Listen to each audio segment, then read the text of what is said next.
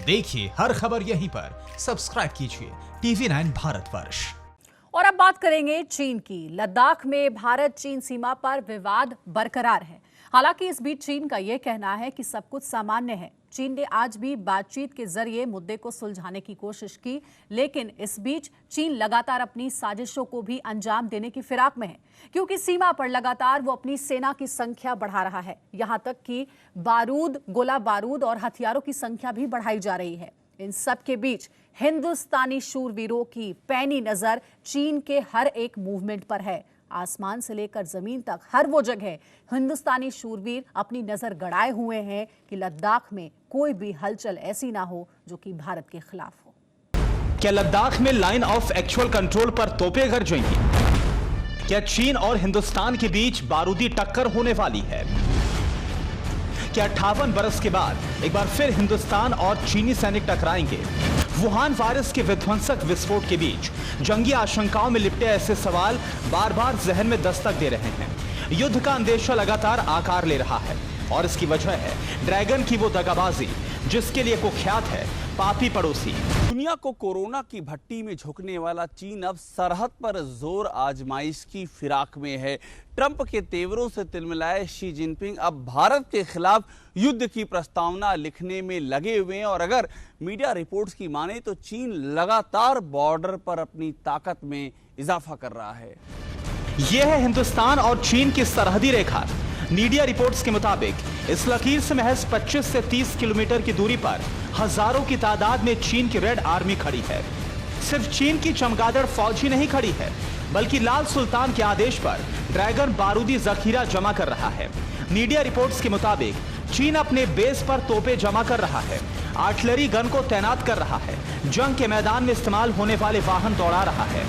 चीन ये सब कुछ तब कर रहा है जब दोनों देशों के बीच मिलिट्री और डिप्लोमेटिक तरीकों से बातचीत जारी है।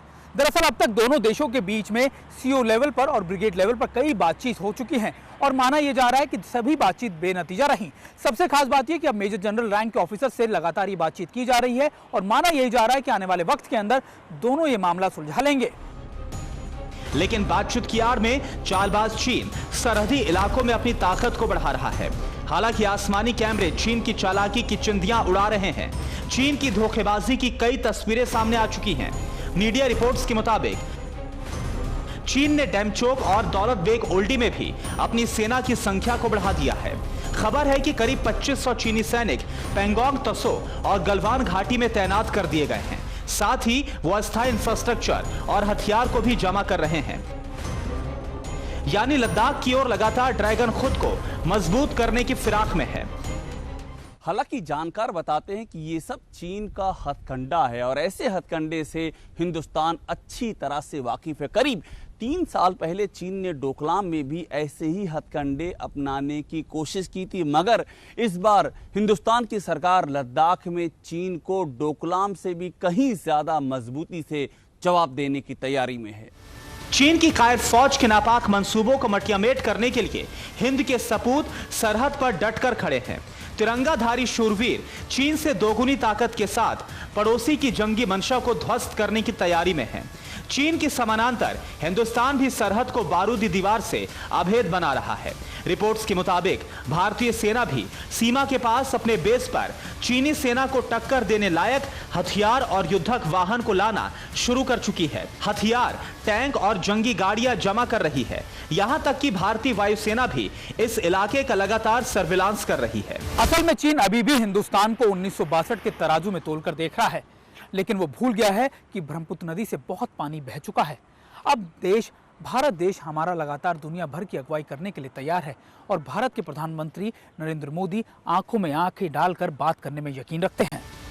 इसका ट्रेलर जिनपिंग 3 बरस पहले डोकलाम में देख चुके हैं। एक बार फिर प्रधानमंत्री मोदी डोकलाम की तर्ज पर चीन के सरदार से निपटने के लिए तैयार हैं। हिंदुस्तान के प्रधान ने जांबाजों को डटकर खड़े रहने का आदेश दे दिया है। चीन से टकराव के बीच भारत की वैश्विक ताकत में लगातार इजाफा हो रहा है। भारत की कूटनीतिक ताकत लगातार परवान चढ़ रही है। दुनिया भर के कारोबारी चीन से दूरी बनाने की फिराक में और ऐसे में जो नई विश्व व्यवस्था उभर रही उसमें भारत एक बेहद ही अहम भूमिका निभाता हुआ दिखाई दे रहा है। वुहान वायरस की वजह से चीन और अमेरिका में बारूदी टकराव की आशंकाओं के बीच डोनाल्ड ट्रंप ने मोदी का समर्थन करना शुरू कर दिया है। अमेरिका के राष्ट्रपति डोनाल्ड ट्रंप ने G7 देशों के समूह को G11 में बदलने का संकेत देते हुए इसमें भारत को शामिल करने के लिए कहा है।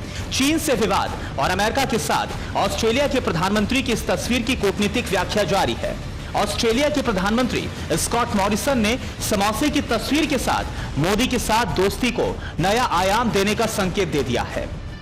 चीन के खिलाफ ऑस्ट्रेलिया भारत के साथ खड़ा है, वहीं चीन भारत से लड़ने के लिए पूरी तरीके से बेताब नजर आ रहा है।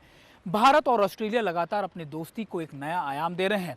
समोसा डिप्लोमेसी के अलग लगातार भारत के प्रधानमंत्री नरेंद्र मोदी और ऑस्ट्रेलिया के प्रधानमंत्री स्कॉट मॉरिसन के बीच जल्द ही वीडियो कॉन्फ्रेंसिंग के थ्रू बातचीत भी होने वाली है।